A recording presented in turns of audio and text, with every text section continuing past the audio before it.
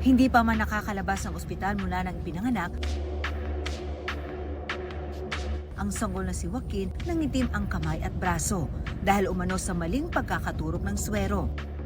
Ang masaklap pa rito, ang braso at kamay ng sanggol kailangang putulin. Ika-17 ng Hulyo, napaaga ang panganganak ng 20 anyos na si Kim sa Cabanatuan, Nueva Ecija. Dahil 7 buwan pa lang na nagbubuntis, premature na lumabas si Joaquin at inilagay muna sa neonatal intensive care unit. Parang hindi po ako ganun ka-ready po sa pagkakaroon ng anak. Pero nung nakita ko po siya, parang nakagaan po ng loob.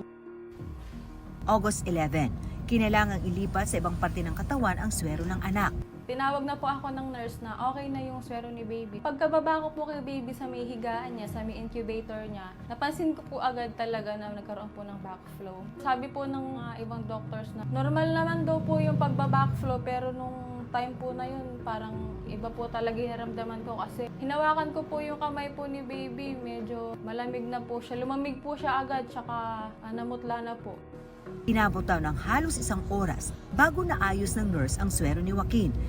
Pinainitan lang po yung braso po ni baby. Tinatapatan po na ilaw po. Sa liig na po pinadaan yung dextrose. Kinabukasan, sa halip na bumuti, ang kanang kamay ni Joaquin nagkapasa-pasa na raw hanggang sa tuluyan nang nangitim ito. Siguro po 2 to 3 days po nung nangyari yun. Wala po lumalapit po sa amin kahit nurse doctor po para po may explain na lang po sa amin kung ano po yung nangyari. Yung mga daliri niya po, mas lalo na pong tumigas. Parang naaagnas na po yung mga daliri niya eh. Baby pa lang po siya, premature pa po. Wala pa po siyang kaalam-alam.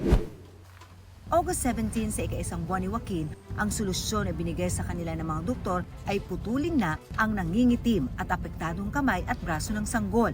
Pag po nilipat po namin si baby, ganoon din daw po yung mga doktor po sa ibang ospital. Makailang ulit na sinubukan ng dapat alam mo na hinga ng pahayag ang ospital. Pero tumanggi sila na magbigay ng panayam at opisyal na pahayag.